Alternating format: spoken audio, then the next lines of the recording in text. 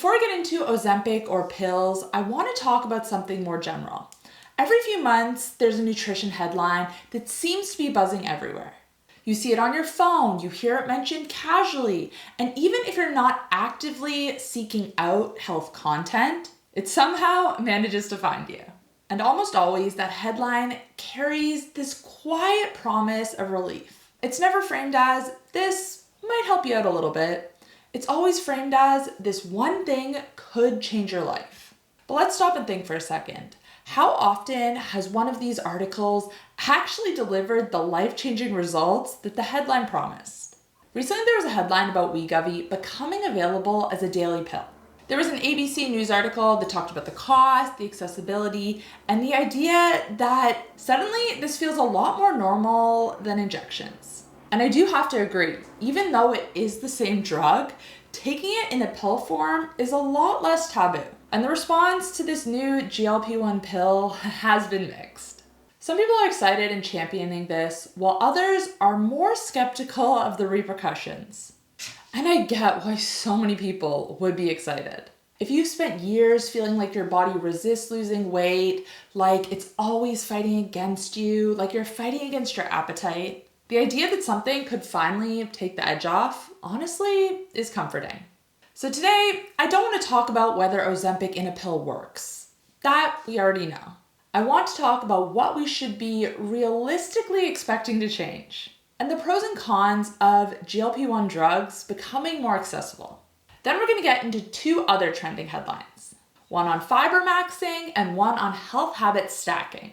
So make sure to listen until the end because these all tie together and in a way that might not be immediately obvious. And this is going to be the new structure for the Healthy Not Complicated podcast. Each episode, we're going to be talking about 3 trending headlines related to nutrition and health. We're going to cut through the confusion and challenge oversimplified narratives. So if you have a headline you would like me to cover in the next episode, or even just a general trending topic, make sure to leave it in the comments down below.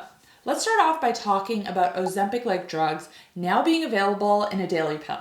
One of the things ABC News pointed out in their article, almost casually, is that pills feel very different to injections.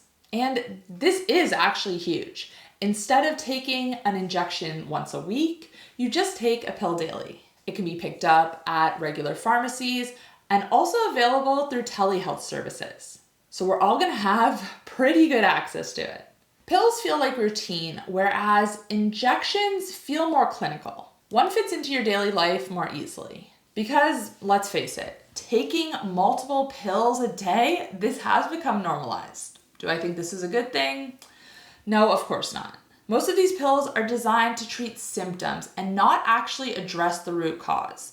Take blood pressure, for example. Blood pressure medications, yes, they do lower your blood pressure, but they don't actually do anything to improve what's causing your blood pressure to increase in the first place. Most cases of chronic high blood pressure, of hypertension, are actually caused by insulin resistance. So sure, these medications can help to lower your blood pressure, but the insulin resistance is still there, and that's what you should be concerned about. But that aside, when something becomes easier to take, it doesn't just change access to it. It also changes how we relate to it. Because taking a pill is so easy, we think of it like something we're going to do forever. It's going to solve all of our problems, and we don't need to make any other changes to our diet or lifestyle. And this is especially dangerous thinking when it comes to something like a GLP-1 drug.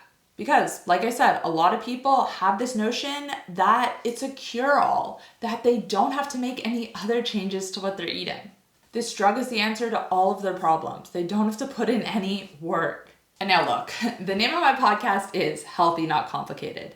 And I do believe that you can live a healthy life, that you can improve your metabolic health, that you can lose weight without starving and feeling miserable. There are ways, but not being complicated, not being hard, isn't the same as putting in zero effort. Some effort is involved.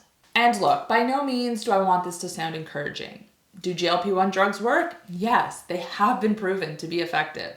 We see this overwhelmingly in Hollywood at the moment, for better or worse. And the way GLP-1 drugs like Ozempic are positioned, it gives people the idea that weight loss can require less effort, less mental load. And for anyone who's ever struggled with their weight, who's struggled with food noise or overeating, or suffered health consequences as a result of carrying this extra weight, having access to a GLP-1 drug can feel encouraging. Living in a body that's constantly pushing back on you is exhausting. And when something promises to quiet that battle to some degree, it's very human to believe that it's going to solve more than it actually does. So let's take things back a step and talk about how exactly GLP-1 drugs work. They work because they act like a hormone in our body. GLP-1 itself is actually a hormone that our bodies create. Whenever we eat, GLP-1 is released to tell our brains that we're full. Some foods can increase it more than others, and things like exercise can increase it as well. But for people who don't have great metabolic health, and this is usually the case with most people who are carrying excess weight, hunger hormones are not always working optimally in the body, which is why injecting or now ingesting GLP-1 can be so effective for appetite control. These medications can be extremely helpful tools. They change how hunger feels. They can reduce that constant food noise for the right people. They slow digestion and they help you to feel fuller for longer. But they don't rewire your metabolism. They don't remove the influence of stress, sleep, muscle mass, and your environment. Because all of these factors do play a role in our body's natural GLP-1 production. Sleep, for example. After a poor night's sleep, GLP-1 is impacted. Less gets released after meals, leading you to feel hungrier throughout the day. And it also makes your brain less responsive to GLP-1 signaling. It increases ghrelin, the hunger hormone, and decreases leptin, the satiety hormone. Basically, you're gonna feel hungrier after a poor night's sleep. And so when you're battling cravings, when you're fighting the urge to have a sugary snack, and when you're beating yourself up for finally giving in, this isn't a willpower issue. Your body is literally telling you it's hungry, even though it might not actually be. And this happens after just one night of poor sleep. So imagine the impact if you're chronically not sleeping well. All that's to say is that GLP-1 drugs can support behavior, but they don't change it. And this is the part that often gets lost in headlines. If you're taking a GLP-1 drug, but your food environment is the same, you're still chronically stressed, you're still not getting enough sleep, the pill might have an immediate short-term effect, but it's not changing the world you live in. And when you expect it to, that's when disappointment starts to creep in. And look, these drugs can be a good option for the right person, but we have to weigh the pros and the cons because there are side effects, both immediate ones in terms of digestive distress, constipation, nausea, but also long-term ones, especially as it relates to muscle mass. A side effect can be losing muscle, which puts you at an increased risk for sarcopenia and also other complications as you age. Muscle is so important and it's not something we want to be sacrificing. But if you have a lot of weight to lose and it's impacting your health immediately in a big way, then yes, the pros of these drugs might outweigh the cons. A GLP-1 pill is probably going to help you more than it's going to hurt you. But if you've been struggling, losing and gaining the same 10 to 15 pounds over years, this probably isn't the solution for you. So of course, work with your doctor. Weigh the pros and the cons and figure out if this is an option that's going to be suitable for you. But remember, it's not a cure-all. All right, before I move into the next segment, we're going to take a quick moment for the Sip with Sodii.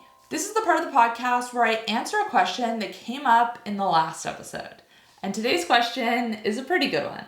So if you didn't watch the last episode, it was on intermittent fasting. And this comment said, I don't get it. Even if you fast for 14 to 16 hours and you check your blood glucose and insulin levels, you can still see them elevated. Why? Now, I'll admit, it can be confusing. Blood sugar, insulin levels, it's not as black and white as a lot of people make it out to be. Fasting doesn't automatically mean your blood sugar is going to be lower. The first thing to understand is that fasting lowers incoming glucose, but it doesn't automatically lower the demand for glucose or insulin.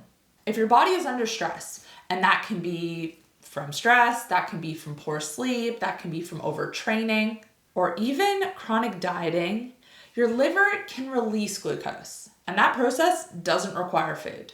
And when glucose goes up, insulin follows, even if you haven't eaten. Another piece is insulin resistance itself, because when you're insulin resistant, your cells, of course, are not responding to insulin correctly. Your body might be keeping insulin higher for longer, even if you're fasting, because it's trying to maintain stability. It's annoying, but fasting doesn't override physiology. It works within it. Now, fasting, of course, it's not bad. It is extremely effective for improving insulin sensitivity. But at the end of the day, it is a stressor. And if you already have other stressors that you're dealing with, adding fasting on top of it, it might not be the right time. You need to make sure you're supporting your body in other ways, that your sleep's dialed in, that you're managing your stress, that you're not over-exercising, that you're getting movement, sunlight. All of these things need to be aligned. And if your stress is low otherwise, then yeah, fasting can be effective. It's gonna really, really help you. And this is also why hydration and minerals are so important when you fast. When electrolytes are low, this causes stress hormones to rise, and that can push glucose up even further. And this is why I really like Sodii, especially when I'm doing extended fasting or when I'm exercising. It supports hydration without any added sugar, without anything that's going to increase your blood sugar, but it actually gives your body the hydration that it needs, because drinking plain water isn't enough. Yes, water is of course a big part of hydration, but your body always wants to maintain the correct ratio of water to electrolytes. If you drink too much water, then that dilutes the electrolyte concentration, and you need to replenish these. So give Sodii's Everyday Hydration Salts a try. I hope that answered your question, and if you guys want to be featured in the next The Sip with Sodii segment, make sure to leave your questions down below with the hashtag #TheSipWithSodii. And if your question gets picked, Sodii is going to send you one free box of their Everyday Hydration Salts. And yes, they ship worldwide. I love answering your questions, so keep them coming. Okay, let's move on to our next headline, which is all about Fibermaxxing. So this was an article in Men's Health, and Fibermaxxing is basically pushing your fiber intake higher. And I've seen this showing up all over my feed recently. It's kind of been a response to the explosion in popularity of protein recently. And look, I am a huge supporter and a huge advocate for protein intake. Most people not getting enough of it. So I do believe that this protein craze right now is a good thing. It's going to help a lot of people. I don't like how it's turned into this big push to put protein in all processed food. Of course, you should be getting it from whole food sources, but the idea that we need more protein, that most people need more, that is a good thing. Now, Fibermaxxing, like I said, this has been a little bit of a response to the push for protein, and some people saying that fiber is more important and most people aren't getting enough fiber. So I wanted to dig into that. Increasing fiber resonates for a lot of people because it's relatively easy to measure and it feels productive. It gives you a sense of control. But the reason that I found this article in particular interesting was because after 3 weeks of Fibermaxxing, the author of this article, his results were mostly negative. And I want to dive into that a little bit deeper. Basically, he was trying to hit the RDA of fiber every day, which for men is 38 grams and for women is 25 grams. Most people in developed countries are getting about 10 to 15 grams per day, so a lot lower than the RDA. So for 3 weeks, the author of this article, he was having a bit of a competition with his wife where they were both going to try to hit the RDA for protein every single day. Now his wife gave up after a couple of days because she found it extremely difficult to stick to and she didn't like tracking. Fair enough. But the author, he did continue for the full time. And overall, he found 2 main things. The first was that it was extremely hard for him to get 38 grams of protein in a day, especially when he was eating 1 or more meals out of the house. It was a bit easier when he was eating at home. And number 2, he found that even just eating more fiber and not hitting 38 grams every day, he was constantly bloated and he was going to the bathroom a lot more. And this actually doesn't surprise me.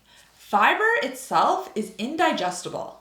The reason why you subtract it from total carbs on labels is because your body isn't able to break it down. Other types of carbs, they're broken down into sugar. This doesn't happen with fiber. And this can be a good thing, but it also can be a not so good thing.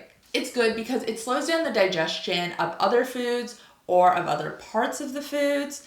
And this can help with blood sugar control. So for example, if you eat a whole orange, there's fiber in that. Your blood sugar will go up a bit when that's broken down, but the fiber slows down digestion. Whereas if you drink the juice from one orange, there's no fiber to slow that down. So your blood sugar is going to go up a lot more. So fiber in this case is a good thing. When you get it through whole foods, it's good. But on the flip side, because it's not broken down, it causes bloating and gas. And it also increases the bulk and the frequency of your bathroom visits. Fiber is a type of carbohydrate.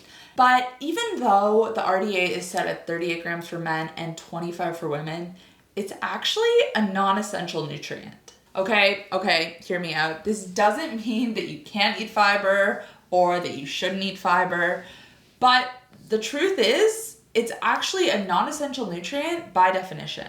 There are essential nutrients, things like certain types of protein and omega-3 fats that our bodies can't make, that we need to get in through our diet for good health, for survival.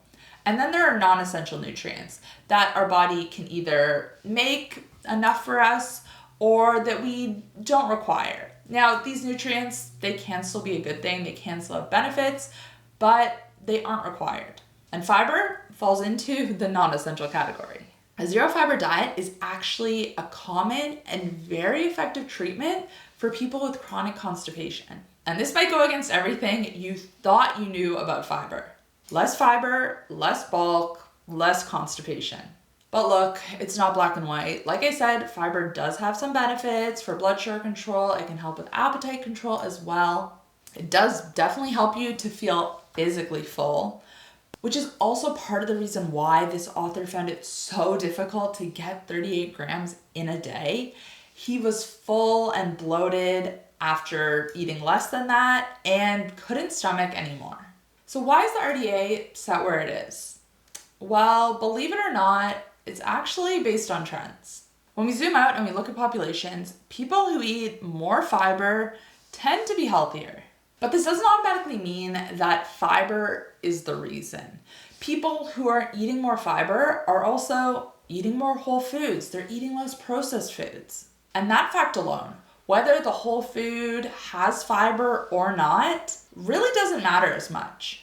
And when people switch from eating a mainly processed food diet to eating more whole foods, their fiber intake by default increases. And the RDA is based on this. But this is where things tend to slide. When we start to focus on one nutrient, in this case, fiber, and we're ignoring signals from our body, we're ignoring that bloating, we're missing the point. We are ignoring context. A single nutrient is not going to be the answer to all of our problems. Yes, like I said, I do focus a lot on protein in my approach. I do believe this is an absolute key part of the puzzle that most people are not getting enough of. But there's always nuance. And again, this doesn't mean that figuring out what we should be eating has to be complicated. If anything, it's the opposite. When we eat foods in their whole form, fruits and vegetables come with fiber, which helps with blood sugar. Meat and animal products come with fat, which helps with satiety and keeping our hormones healthy. In the same way you don't want to strip back fruit to just juice, you don't want to strip back eggs to just egg whites. When we eat whole foods, our hunger, our health, even our calories fall into place naturally. A single nutrient is not the answer to all of our problems. And this is where Fibermaxxing and the Ozempic, the GLP-1 pill, start to look more similar than different. Both promise control. Both feel reassuring. They offer a simple lever to what seems like a complicated situation. And neither of them are wrong. They're just incomplete. Now let's get into the third headline of today. This was from a Forbes piece that talked about wellness stacking, which is layering things like fasting, sauna, supplements, continuous glucose monitors, medications all at once. And wellness stacking, habit stacking, this isn't new. This has been around for years. I know a lot of you have probably read the book Atomic Habits, and that definitely popularized this. But I think habit stacking, when it comes to health, has really taken it to the extreme in recent years. I especially see this on TikTok. People with their 12-step morning routine, their meditation, their red light mask, journaling, doing their 50 jumps in the morning. It's getting a little out of hand. And look, have I been guilty of trying to adhere to some insane habit stacking routine? Guilty as charged. Because all those things I listed, they are good for you. And I do think that having a morning routine and a routine in general is a good thing. Individually, these tools can be useful, but collectively, there's a tipping point. When we try to combine too many of them and we're trying to be too rigid with our routine, this can actually increase your stress. Things like continuous glucose monitors, for example. These are an amazing tool, especially if you've just been diagnosed with insulin resistance or prediabetes, and you're trying to understand how certain foods and activities impact your body. But wearing a CGM 24/7 and being hyper fixated on avoiding every single blood sugar spike, that's not helpful. More tools don't automatically mean better health. And especially if you start to notice yourself becoming obsessive about them, then it might be time to dial it back. In fact, this is kind of what happened to me with wearables. I have tried just about every wearable strap, watch, ring out there. And I still do wear my Oura ring. I use that mainly to track my temperature at night. But Whoop was one I had to give up. I wore my Whoop for probably at least 5 years, every single day. Kind of like how people become obsessive about hitting their step count every day. I was like that, but with my sleep score and my strain score. There are so many variables to life, and it reached a point where I knew exactly what I needed to do in order to get a perfect night's sleep, or I guess the best night's sleep possible. No alcohol, having my last meal at least 3 hours before bed, not exercising in the evening, ideally getting heat exposure, whether that's a hot sauna, whether that's a hot shower or a sauna, an hour and a half before bed. I knew that all of these things would help me to sleep better. I knew, and I guess I still do know, the perfect formula for my sleep. But it reached a point where I was trying to do every single one of these things every single night, and that's not practical. Sometimes there would be things that were out of my control and I couldn't do these things. Or sometimes I would do all of them and still would get subpar sleep. I was relying too much on what the app was telling me. So stopped wearing it, took a step back. I now don't use anything to even track my workouts, to track my sleep. Well, I do still use Oura Ring, but I don't focus so much on the sleep score with that. I more just use that for temperature. And I feel a lot better for it. Now I have to actually listen to my body, see how I feel, and go off of that. Now, I do think Whoop is one of the best wearables out there for the right person. If you're an athlete, if you have specific fitness goals, even if you are trying to dial in your sleep and you have no idea where to start. But like I said, it does reach a tipping point, and depending on the person, it might be a bit much. Anyways, all that's to say, my takeaway from this article is that wellness stacking works best with the basics. It should feel synergistic, not overwhelming. If you feel like you're doing too much, you probably are. There's a lot we can learn from these headlines and nutrition trends in general. They all promise certainty in a system that's uncertain. And I understand why that's appealing, don't get me wrong. Health can feel confusing, unfair, harder than it should. But when nutrition feels complicated, it's usually because we're trying to force simple answers on complex situations. We need to go back to basics. Good health doesn't have to be extreme. We shouldn't have to jump through hoops every day in order to just feel baseline good. And I guess the point I'm trying to make is we don't have to take these tools away. We just need to put them in context. Not everything is going to be the right solution for everyone. GLP-1 pills, yes, on one hand, this is a good thing. But having better access to them isn't helpful if it's for the wrong person. I want to hear your guys' thoughts on today's topic. Would you try a GLP-1 pill? Would you try Fibermaxxing? Let me know in the comments down below. And if you have a question you would like answered in the next episode, make sure to hashtag the sip with Sodii. If I choose your question, you're getting a free box of electrolytes.